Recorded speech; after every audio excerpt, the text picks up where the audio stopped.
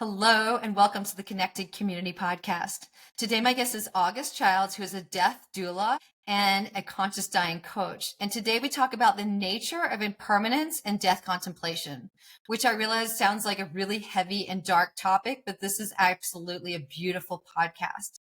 August was going down a path of destruction. He was addicted to multiple substances and at one point found himself contemplating suicide. At that point, he went into a residential treatment center at the age of 17, and he found spirituality and he found Buddhism. And within Buddhism, he found the nature of impermanence. With the 12-step program and this program that he joined called the Year to Live program, he absolutely transformed and turned his life around. With that Year to Live program, he was living life as if he only had 1 year left on the planet. And so every interaction that he had with people was absolutely meaningful and beautiful. I am so inspired by this podcast because every single day August lives on this planet now, he lives life as if it's his last. So the interactions that he has with people are absolutely meaningful, and he finds deep joy and gratitude in the small moments in life. So I hope that you'll find some inspiration from this podcast. And please, if you're enjoying them, take a moment to give us a like, a share, and a subscribe. And I want to thank you so much for being here today.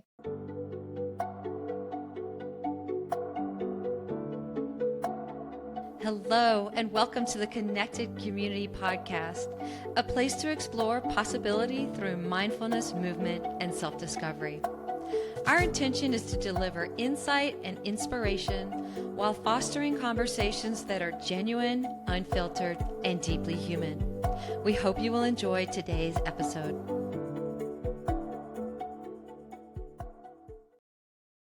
Hey, August. Welcome to the Connected Community Podcast. Hey, Nikki. Thank you so much for having me. I'm grateful to be here. Thank you. We have like a pretty deep topic today. So we're going to talk about the nature of impermanence and death contemplation. And so I'm curious, what led you down this path? I know you're a death doula, and so what led you down this path of discovery and doing this death contemplation? Yeah, the best way I've been able to answer that is that it's just arisen as a natural consequence of my entire life's experiences. At an early age, I got into substance abuse, drug addiction, which led me into recovery. I got sober when I was 17. And in order for me to get sober, I had to seriously consider spirituality as a lifeline. And from that practice, I had to contemplate what it means to live a spiritual life. And a lot of those practices involve impermanence. And throughout addiction, I had a lot of experiences that were very close to dying and to death, where I almost invited, or actually I did invite that into my life. And somehow finding a way out of that, it's just a topic and really a reflection or a way of living that's just been close to my heart. How did you find your way out of that? It sounds like you were pretty deep in it. So how did you dig your way out? It was through a lot of suffering and a lot of pain. To, I guess, give a little more context, it was, from 12, I started drinking. 13, I started experimenting with pills and smoking weed and really just seeking some way to feel different and for things to be different than how they were in that present moment, because experiencing life was just painful for me. And so through a lot of attempts in trying to get sober when things got really bad and really dark, I remember I was sitting in my room, and this was very much towards the end of, my addiction.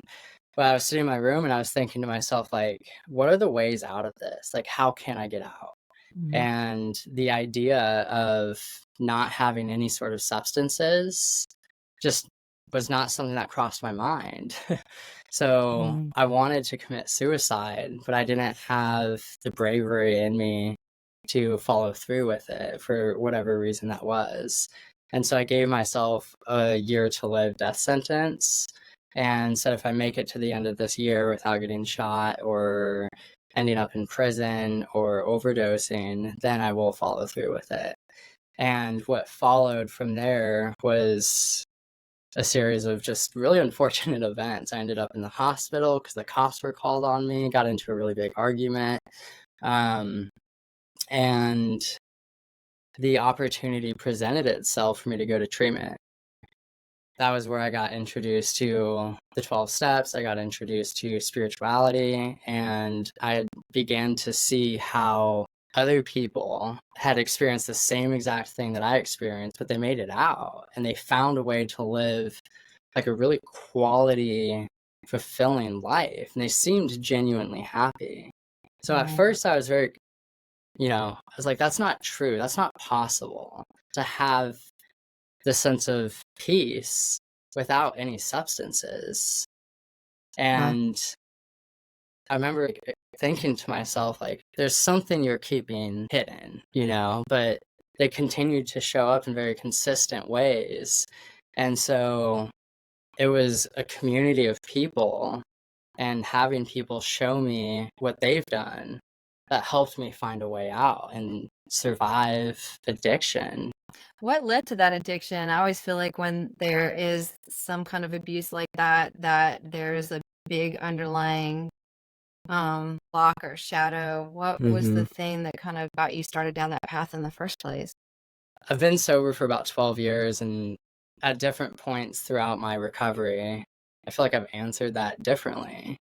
One, it has kind of felt like it was just something that needed to happen, where that was the experience of my life, and it's made me who I am today. So that's just something, that's just how it was. There's been other times where I have felt that what led me into addiction was experiencing pain growing up, whether it be from childhood traumas and perhaps the absence of a father. It could be these feelings of not being enough, of there's something inherently wrong with me. I remember growing up thinking that a lot of other people my age, being in middle school, thinking they had like this playbook to life that I just didn't get when I was born. And so there seemed to be this inherent disconnect that I felt between me and other people. And they seemed to be over there and I seemed to be alone, so there was this feeling of difference. And when I stepped into using drugs, it felt like I ultimately could just breathe again.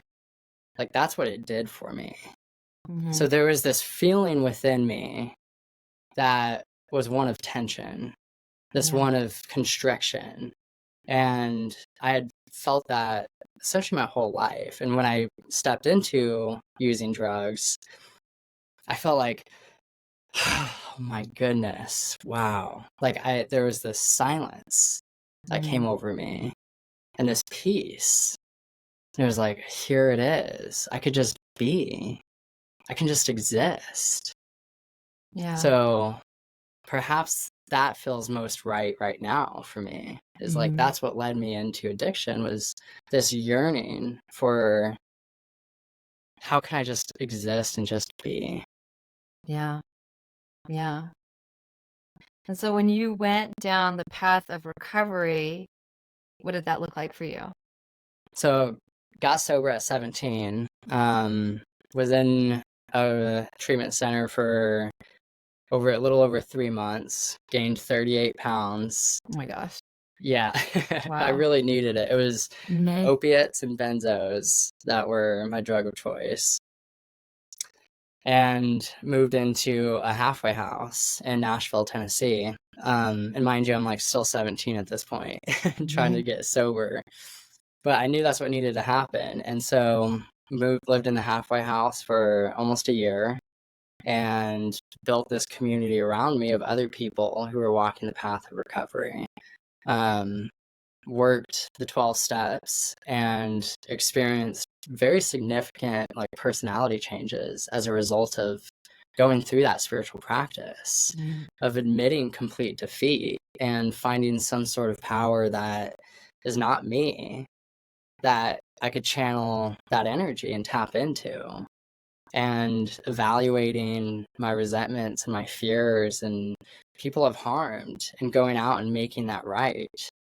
And Right. so that it required very intensive work of that nature, of taking an honest look at myself and not just stopping there, but following it up with action that helped integrate myself back into society and repair these relationships and create that connection with other people. And then be of service to other people in recovery, help people who are experiencing addiction and need help. They know that they can't do it themselves, so show them what I've done. So that was the practice for a long time, and I helped bring meetings into correction facility centers and prisons. Stepped into the walls of a prison in Nashville, and they have the death sentence there, and that was a transformative experience for me, going and being of service to those people. And the way I experienced them was that they were more free than most of the people that I was encountering outside of the prison walls, because they had done the same thing that I was doing, just inside of prison, and they've experienced that sense of peace. So that's what it looked like for a while. Yeah. And so how did you move from that period into becoming a death doula, and what got you interested in that line of work? Being in recovery, I got really into meditation and really into Buddhism. And so within that practice, there's a lot of discussion around impermanence and discussion around death and dying. And that's something that I really resonated with, because I felt so close to that and invited it into my life in addiction. I think it was year of 2022, I started this Year to Live practice, where I got enrolled in this program through Spirit Rock Meditation Center, living a full year as if it were my last. And there's so many divine miracles or just moments that I'm not going to chalk up to coincidences around that program and stepping into that sort of practice. A few days before that program started, I was leaving Chipotle and I started hearing this shooting that was happening. And then I was like, oh, that's happening pretty far behind me. And then it got closer and closer, and these two cars were in a shootout. And yeah, it was pretty intense. And so next thing I hear is this ding on my car, and a bullet hit my car, the trunk of my car. And if it was 2 feet above, like the way the bullet hit the car, it would have gone directly into the driver's seat and hit me. And I remember driving away from that and immediately breathing into just the present moment. And I found so much refuge in just breathing, being present in the moment. I was like, that happened a few moments ago, but I'm here now and I'm alive. And I remember just surrendering that entirely and letting go. And so that was an interesting thing I observed going into that Year to Live practice. I also had a lot of conversations with parents and siblings and friends, with people that had passed away from addiction. One conversation in particular really stands out to me. It was somebody that I had been working closely with. He had relapsed, went and did heroin, overdosed, and died. And his dad called me, and I sensed from his dad that he was trying to understand and learn about his son, and learn about how I engaged with his son. And he was also trying to understand where his soul went. And he was asking me these really large questions that I didn't have the answers to. And I remember feeling, I don't know what to say. And so I just held space for the Father in that conversation and explored his thoughts with him. And then the mother calls me and is asking very similar questions, and also feeling like I just need to sit with the mom in this way and explore what it's like to experience the loss of her son. Yeah. So there was that's one example of many conversations that I've had with people that I just knew who have passed away that led me into becoming a death doula. And I remember thinking, leaving this conversation, I wish I had something to say, Mhm. and almost feeling like was there something I did wrong in that conversation? But now I know that the best thing to do is just to sit there and hold space for what's arising in the present moment for Mhm. these people who have experienced great loss. Yeah. Yeah, I think that's important to note because sometimes I think we want to take somebody's pain away or provide the right answers, but sometimes it's just being there and holding space and giving them a hug and letting them know that you're available and listening is really what they need. They don't need that advice and they don't need the perfect answer. Mm-hmm. Yeah. Exactly. I've found it very effective in just holding space for the feelings and the emotions that's arising for the people, because those feelings and emotions, they too want to be acknowledged. They too Mhm. want to be heard, and they want to be met with love and compassion. And those emotions too are impermanent. They arise Yeah. and then they sit and then they pass. And they Mhm. pass when they're acknowledged, and they pass Yeah. when they're seen and given attention intended to. Mhm. So when we step into that space of holding difficult emotions without an agenda, with just being with them, Yeah. they feel acknowledged, and then they work themselves out. And there is no doing on our end. Yeah. I love that. Yeah. I think it's hard for a lot of people to hold space when other people are having big, overwhelming, uncomfortable feelings, because we have that rescue nature and we want to take Mhm. away people's pain. And like if Mm. somebody's going through that and they're close and they want to be there for that family member, um, what advice would you have about a good way to hold space for others? It's a beautiful reflection or contemplation. One, we could ask ourselves that question, like, how can I hold space for this person that I'm holding in mind? What is it that this person is currently experiencing and going through? And checking in with ourselves. We could ground ourselves by breathing. Right. So when we're having these conversations with individuals, it's really effective in checking in with breath Mhm. and softening the body, because we hold tension in our shoulders, our tongue is pressed against the roof of our mouth, Mhm. our stomach is tight, our feet are tense, we Yeah. may be holding some tension in our hands. So we could just begin softening the body. And what happens when we soften the body is we increase our capacity to be in the space of difficult experiences, Yeah. and we increase our space or capacity to be with difficult emotions that's arising for ourselves, but also the other person that we're holding space for. And then we could explore our own resistance to Yeah. difficult situations. And so now I'm going to sit with that and explore that. Yeah. I love that too, because I think that's a growth area for us is when somebody Mm-hmm. comes to us and it makes us uncomfortable is looking within ourselves about what does that mean? What does that bring up for me? And that could be some shadow work. That could be our blind spot. That could be something that we could delve into to better ourselves too. Yeah, Yeah. absolutely. No. And seeing them is just simply signals. They're not good or bad. It's just a thing that exists. Yeah. And Yeah. even if there is something in particular that I find I'm having a lot of resistance to, can I just sit with that resistance Yeah. too Yeah. Hmm. and be with that?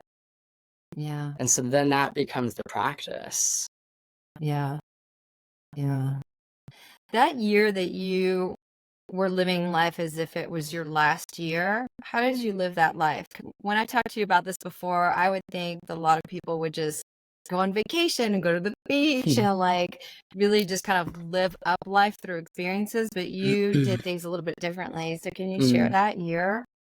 Yeah, definitely. I've gotten asked that many times where it's like, what grand thing happened for you Yeah. in living that year as if it were your last? And I could like sense that people are expecting to hear something along the lines of the movie Bucket List, Yeah. where I go out and I go skydiving and I go quit my job and everything looks totally different because now all of a sudden I'm aware that I'm dying, which is an interesting proposition and speaks a lot to our like death phobic culture of now all of a sudden I'm going to start acting differently as if, but we're all in the process of aging and growing old and dying. Right.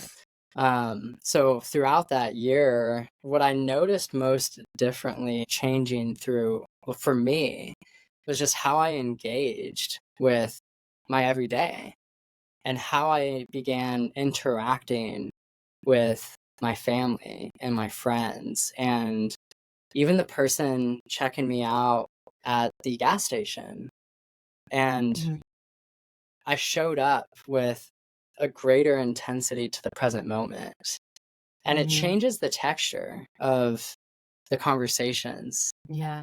And it changes the texture of the hug that I feel when I hug them. Because now I'm feeling what it's like to feel their physical presence and body against mine. And that was a very beautiful practice that one would perhaps think, oh, that's kind of morbid or scary, but it actually deepened the relationships. And I began asking questions that I otherwise wouldn't have asked about their life. Like, who are you as a person? What was your experience like growing up with me in this specific situation? Like, what if this is this person's last day or week, or they're in their last year? Are they going to be better off for having had an interaction with me, or are they going to be worse off? And that became a very like profound insight. And the biggest shift that I had was this level of acceptance with dying, or the reality of dying at the end of the day if something were to happen. And that happened later on in the Year to Live practice, where I had already had enough conversations with my family and my friends where I felt complete. And I noticed that after these interactions, I'm like, I would be at peace if this was our last interaction together. Like I would feel whole and complete. And yes, my heart would break. And also I would know that the last time we hung out, I stepped into what it truly meant to be in your presence, as if it were your last. And so later on in the Year to Live practice, I began to step into the space of acceptance with this could be very well the last day of my life. And I had lived it in a way that was intentional and meaningful. And then the last thing I'll say too, is it kind of became funny to me that I'm like, oh, I'm living this year as if it were my last.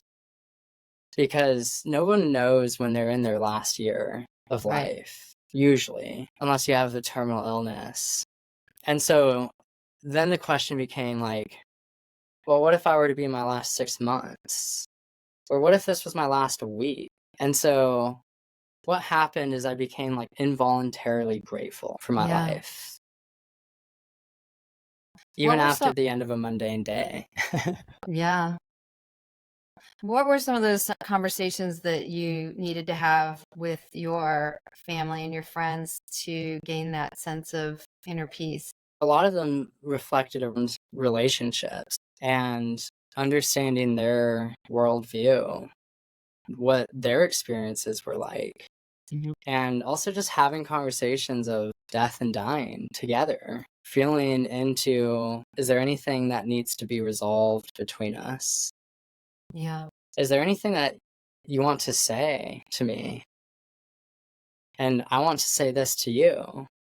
Mm. So it became this like real sense of the conversations became this sense of appreciation for one another. And because I had done a lot of those sort of conversations through making amends and getting sober, a lot of the conversations felt like we had already been reconciled for the most part. But it was a lot of just general conversations around like, hey, I really want you to know I love you. I love you so much. Thank you for who you are.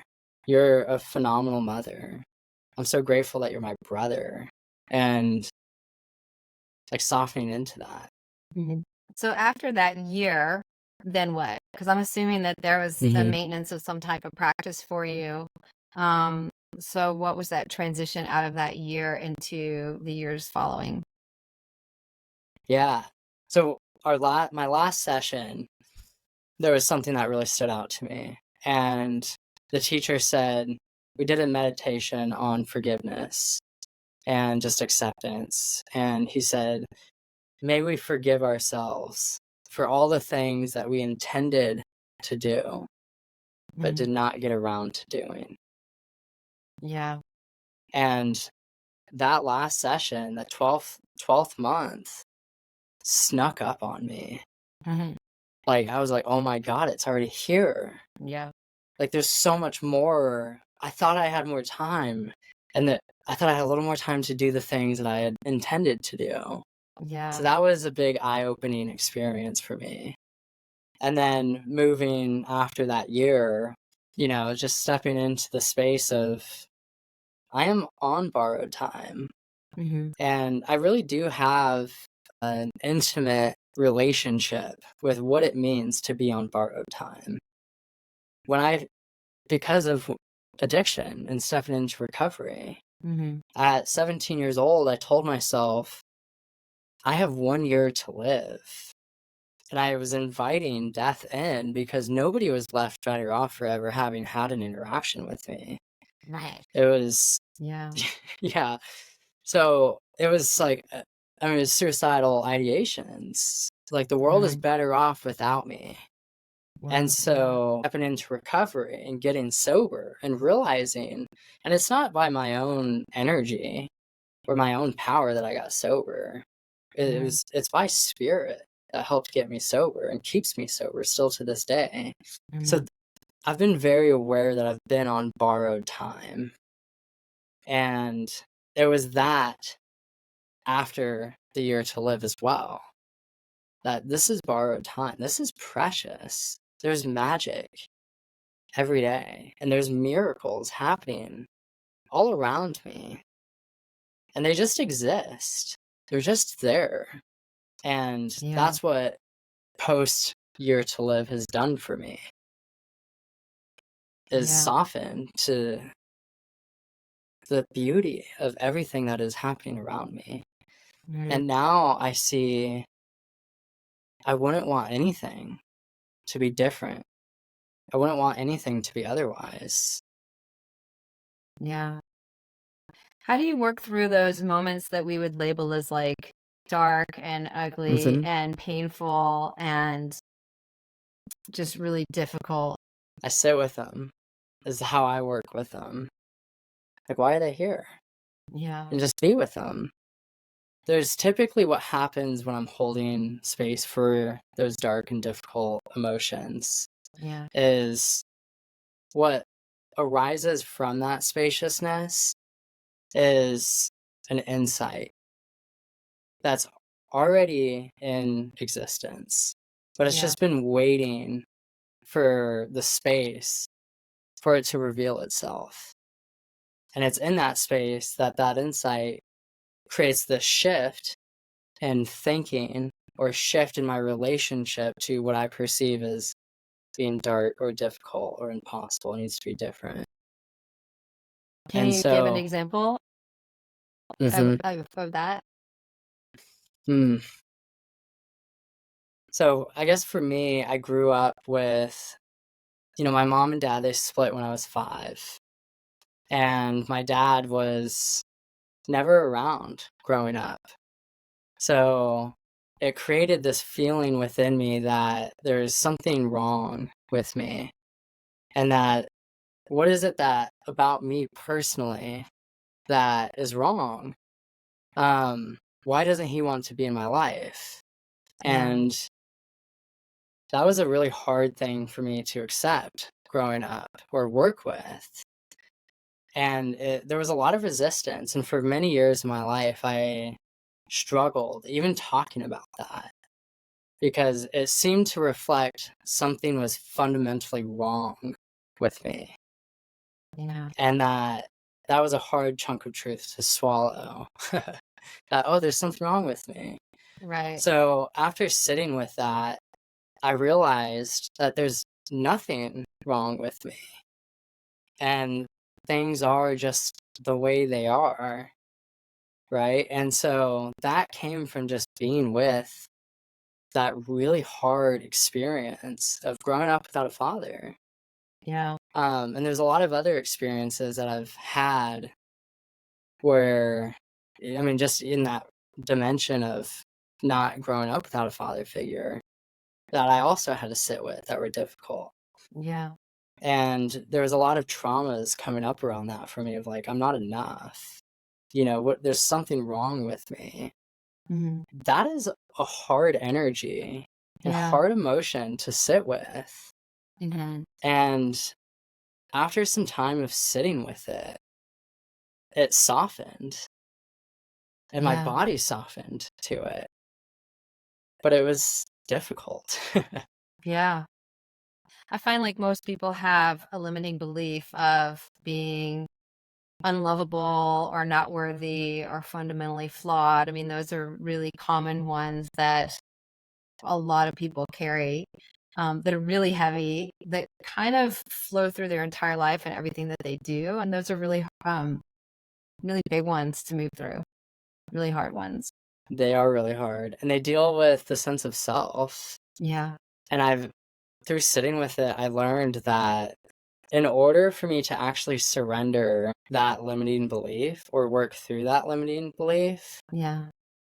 that I have to be okay with becoming a new person because I've created this identity around this idea that I'm not enough Hmm. or I'm unlovable Right. because my father wasn't with me growing up. And that's scary too, in learning that I don't know who I will become. Who am I to become if I let go of this belief? Because I'm very comfortable. And I Yeah. know how to move in the world with that belief over my shoulder that I'm not enough or there's Yeah. something wrong with me. Yeah. Yeah.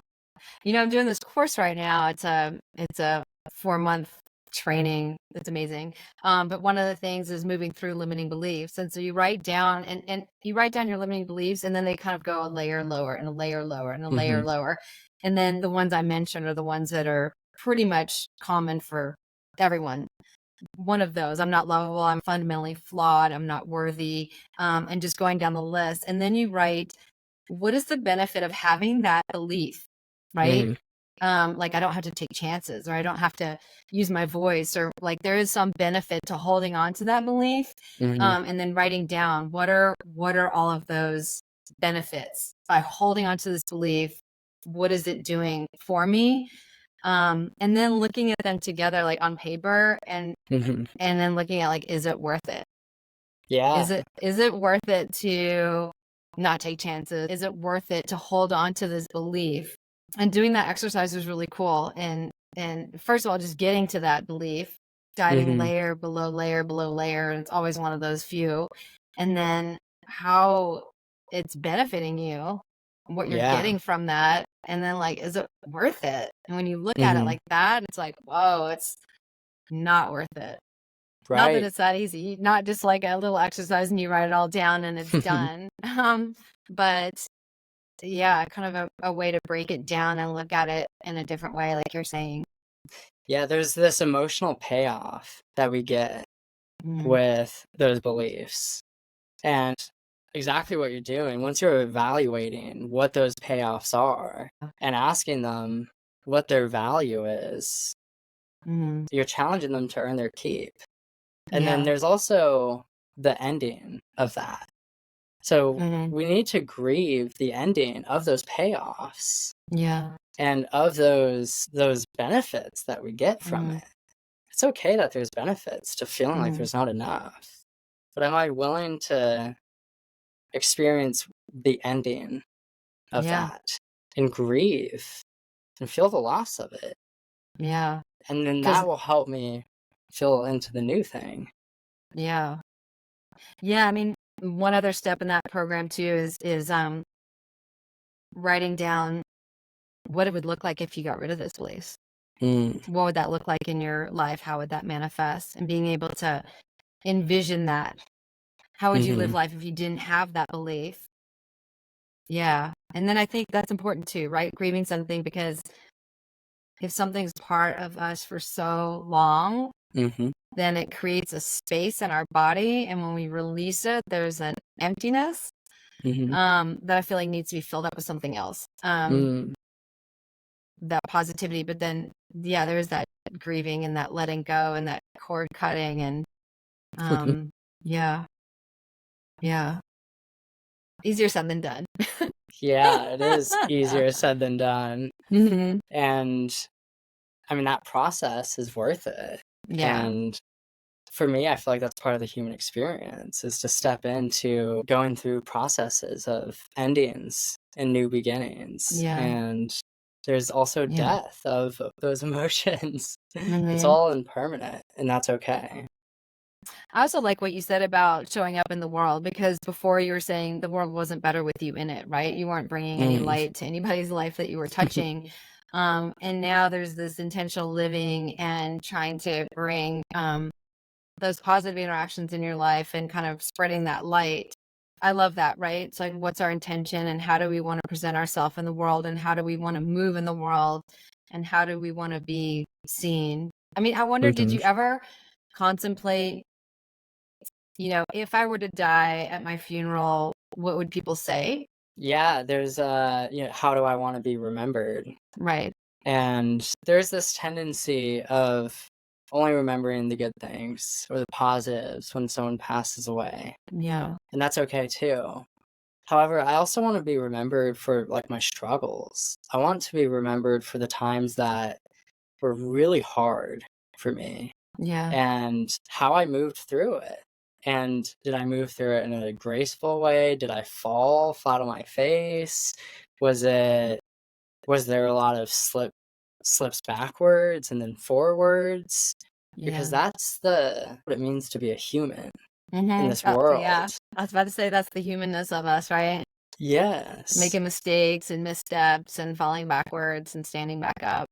Exactly. So Yeah. that's what I want to be remembered for is my humanity. Yeah. What advice do you have for people that are interested in exploring death contemplation? And I know you've done these like death contemplation meditations Mhm. with people. What does that look like?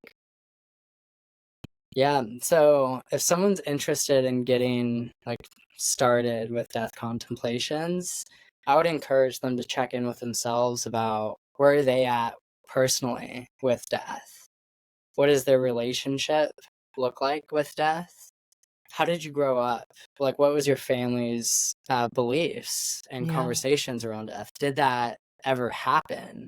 Was death a scary thing? Was it used to threaten, or was it used in a way to control behavior or Mhm. try and Yeah. get you to believe to a certain, religion?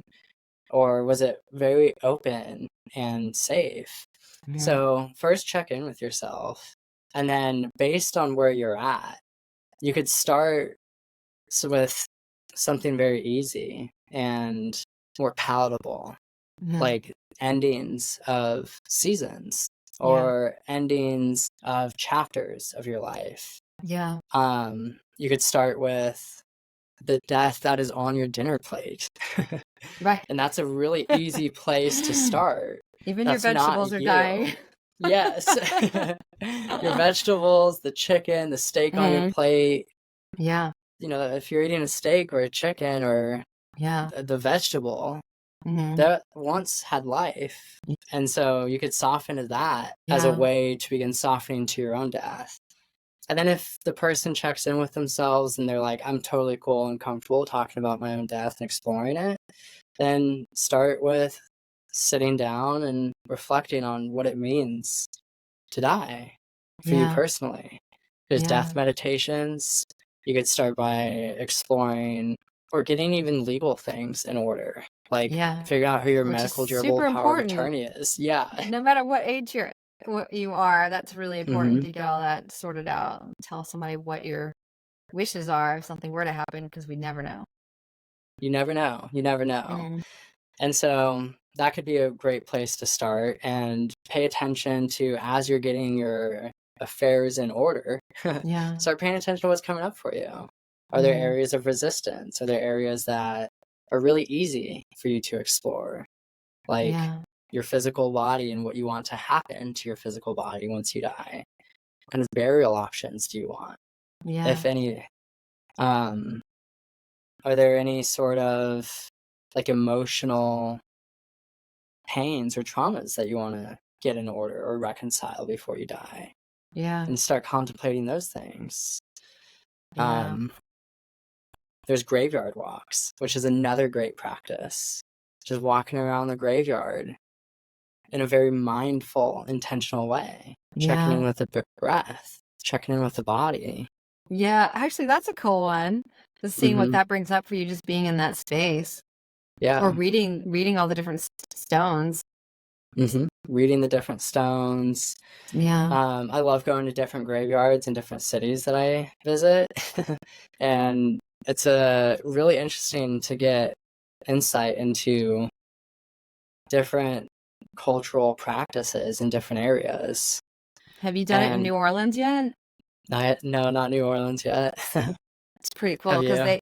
I used to live there, but they have the mirrors are above ground because it's 3 feet below sea level, Mm. and they're all above ground. But when somebody dies, there's like giant marching bands out there, and it's like a big ordeal, and the graves are big and extravagant because they're above ground. Yeah. That sounds fun. Yeah, right? I really want to check that out. Yeah. Yeah. I did go to one graveyard in Texas, and it was very bare bones. Yeah. Like, that's funny. Bare bones, no pun intended. But you could see the mounds of the bodies, and because Texas is just very desolate, I mean, there's like graveyards made of sticks. And there was one grave that had tons of beer cans around it. And then there was another grave that had the person was Buddhist. And so there was prayer flags and all these beautiful statues. And it was just such a stark contrast between the Buddhist grave site. So Jim Morrison's got, I went to his grave and it's full of like cigarettes and beer cans. Yeah. That's so fun. I mean, I think one of the things that I've done is contemplated, like, you never know when something's going to happen, and you never know when something's going to be your last. And even like I learned how to ski this year, and even on the ski slope, I was thinking, you never know, like with COVID or like ski slopes or whatever. I might never be back on this mountain, or I might never be back on these skis. Like, you never know if something will happen to your body or to the mountain or nature. And so sometimes I try to think of that when I'm having an experience like this might be the last time I'm with this person, or I'm at this restaurant, or I'm having this experience, just to have an appreciation for it in the moment. It's interesting how that happens, isn't it? How when you reflect on, this may be the last time I'm on this mountain, this may be the last time I'm out to eat with these friends, what follows is this level of appreciation for being there. Gratitude. Beautiful. Well, thank you, August. This has been such an interesting conversation, and I think it's not something that a lot of people contemplate, and I think it can have so much value and deepen somebody's relationship with themselves and with others and with life, and again, really, like what you said, digging into that gratitude practice and appreciating the moments that we do have, the good and the bad and the ugly and all of that, because they're all moments. Yeah. Yeah, it is a beautiful practice. So thank you for having me and for Yeah. exploring this topic. Yeah. If are you open to people reaching out to you if they're wanting to reach out to you? Do you have any contact details? Yeah, absolutely. You could go to 11thhourdeathdoula.com. It's my website. You could reach out to me there. And that's the best way to get in touch with me. Yeah. Well, thank you so much, August. I appreciate your time. Of course. Thank you, Nikki. Thank you for listening to the Connected Community Podcast. If you enjoyed today's episode, please like, share, and subscribe. I can be found at www.nikkiyoga.com, NICKYYYOGA.com. Until I see you again next week, I hope you have a beautiful day.